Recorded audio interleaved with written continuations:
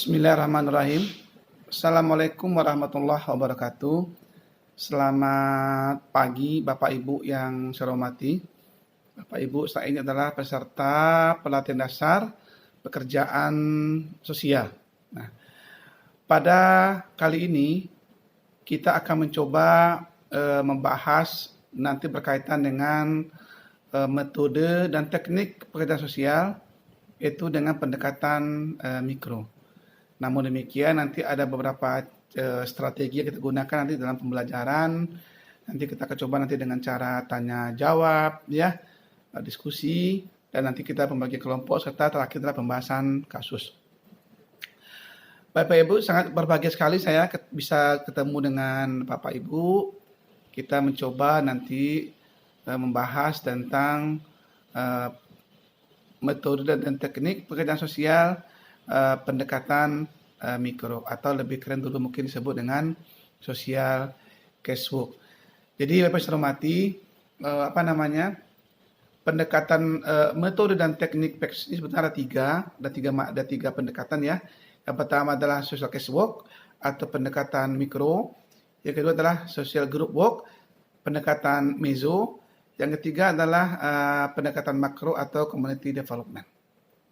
Nah, Bapak Ibu yang saya hormati, kali ini kita membahas lebih fokus, mendiskusikan tentang social casework atau pendekatan mikro. Bapak Ibu pernah tidak mendengar apa itu social casework atau pendekatan dengan cara mikro? Apa yang Bapak Ibu pahami tentang metode dan teknik pekerjaan sosial melalui pendekatan mikro? Ada yang paham Bapak Ibu yang saya hormati? Ya, kalau tidak ada kita coba bahas ya Bapak Ibu ya. Jadi kita coba bahas yang awalnya adalah tentang sejarah dan hakikat metode pekerjaan sosial mikro. Jadi istilah pekerjaan sosial dengan individu pertama kali itu muncul dalam suatu konferensi, yaitu pada tahun 1909 oleh Maika Sinkovit, ya. Nah, jadi waktu itu belum begitu ngetren lah, ya. Nah, pada tahun 1922 dimunculkan secara ilmiah oleh Mary Drechmond waktu itu. Nah, tahun 1980 social casework baru diakui sebagai salah satu metode dalam pelayanan sosial. Barulah ngetren, baru diakui oleh semua kalangan. Nah, saat itu karena situasi yang cepat berubah, maka metode tersebut tidak hanya fokus kepada individu saja, tetapi juga kepada keluarga. Ya, dulu mungkin kita waktu saya masih kuliah itu kan lebih ngetren itu kan social casework hanya fokus kepada individu saja, tapi lama-kelamaan dengan perkembangan zaman berkembang tidak hanya fokus pada individu tapi juga kepada keluarga. Nah, kenapa? Karena social casework dan family pendekatan secara mikro ini kenapa? Karena keluarga sebagai lembaga utama untuk mengatasi masalah individu. Itu alasan lain, ya. Dan yang kedua adalah setiap individu itu hidup dalam sebuah keluarga, ya. Bapak Ibu yang saya hormati, adapun pengertian social casework atau metode dan teknik pendekatan individu mikro, ya, merupakan suatu metode yang terorganisir dengan baik untuk membantu orang agar dia mampu menolong diri sendiri, ya, serta ditujukan untuk meningkatkan dan memperbaiki keberfungsian sosialnya, ya. Di contohnya mungkin adalah seorang pengguna narkotika, ya, kita coba melakukan pendekatan secara individu, ya, supaya ada perubahan sikap di dalam masyarakat. Nah, Bapak Ibu yang saya hormati, kita lanjutkan, ya.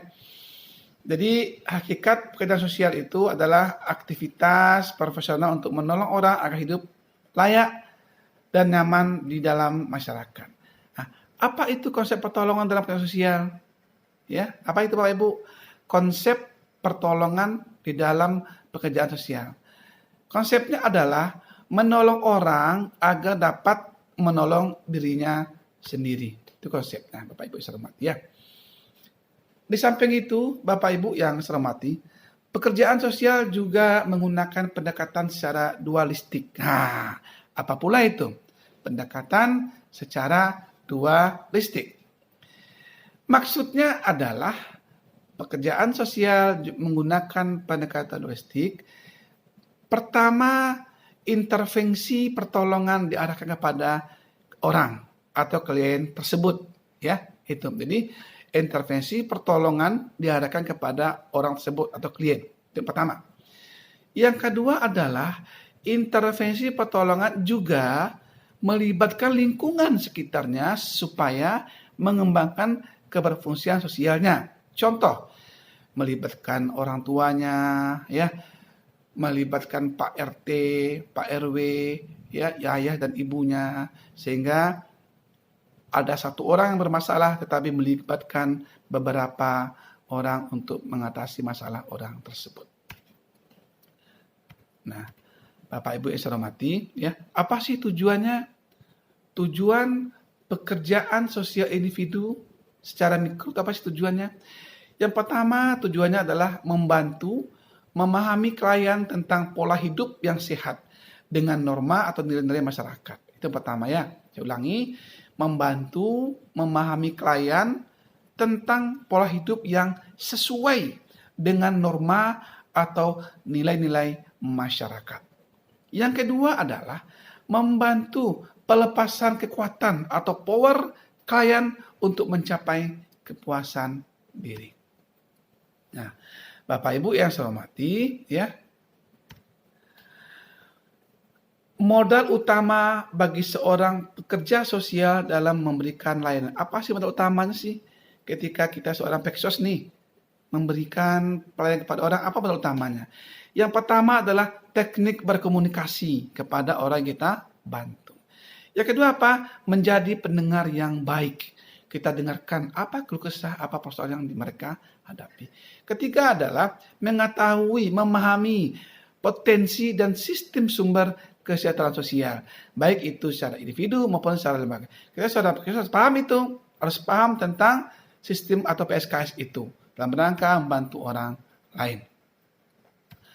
Nah, Bapak Ibu yang saya hormati, nanti kita coba bagi kelompok ya, kita bahas kasus yang berkaitan seorang narapidana yang akan keluar dari penjara ya.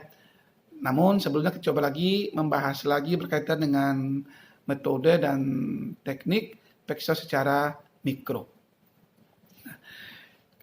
Bapak Ibu yang saya hormati, kita tadi bahas bahwasanya di samping individu juga keluarga.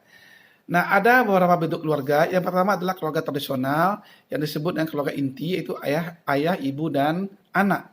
Yang kedua adalah rekonstitusi nuklir, artinya membentuk keluarga baru. Ketiga, middle age atau aging couple, yaitu suami sebagai pencari uang, istri di rumah saja. Keempat adalah keluarga diets, artinya apa? Suami istri tanpa punya anak.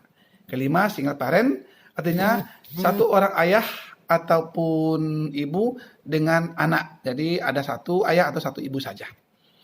Keenam, dual karir, itu suami istri bekerja. Yang ketujuh, komuniter married, itu artinya suami istri berkarir tapi tinggal terpisah dengan jarak yang cukup jauh. 8, single adult, artinya seorang dewasa hidup sendiri dan tidak ada keinginan untuk menikah. Ya. Nah, ada juga disebut dengan non-tradisional, itu komuni family, artinya beberapa keluarga hidup bersama dalam satu rumah. Juga ada cohabiting couple, artinya dua orang atau satu pasangan suami istri dalam rumah tangga tanpa ikatan pernikahan. Ya, Bapak Ibu yang saya hormati, ada 4 komponen di dalam melakukan pekerjaan sosial. Yang pertama adalah orang atau klien, 2 adalah masalah yang dihadapi, ketiga tempat, ya, saya ulangi, yang pertama adalah klien, yang kedua masalah yang dihadapi, yang ketiga tempat, yang keempat adalah proses. Nah, Bapak Ibu yang saya hormati, kita lanjutkan adalah apa peranan pekerja sosial dalam mikro? Yang pertama sebagai penyembuh, ya. Artinya apa? Strategi apa yang akan kita gunakan untuk menolong orang agar mampu menolong dirinya sendiri. Yang kedua sebagai konsultan.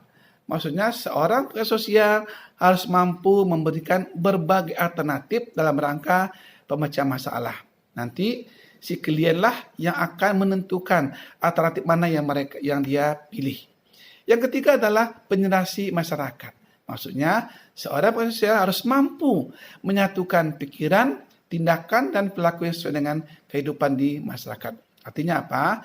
Selaraskan antara ucapan dengan perilaku yang ditampilkan. Keempat, seorang pekerja sosial sebagai pembimbing. Maksudnya apa? Sebelum memberikan motivasi, maka harus mengenal dulu dirinya sendiri, latar belakang klien, pekerjaan serta keluarga dari mana klien tersebut. Yang kelima adalah sebagai pemecah masalah, itu seorang profesional harus punya seni dan mampu untuk membantu klien dalam memecah masalah yang mereka hadapi. Ya, Bapak Ibu peserta yang saya hormati, habis ini kita mungkin akan melakukan diskusi pemecah masalah. Untuk itu Bapak Ibu saya hormati, kita nanti akan mulai pada jam berikutnya. Untuk kali ini demikian, terima kasih materi yang disampaikan. Wassalamualaikum warahmatullahi wabarakatuh.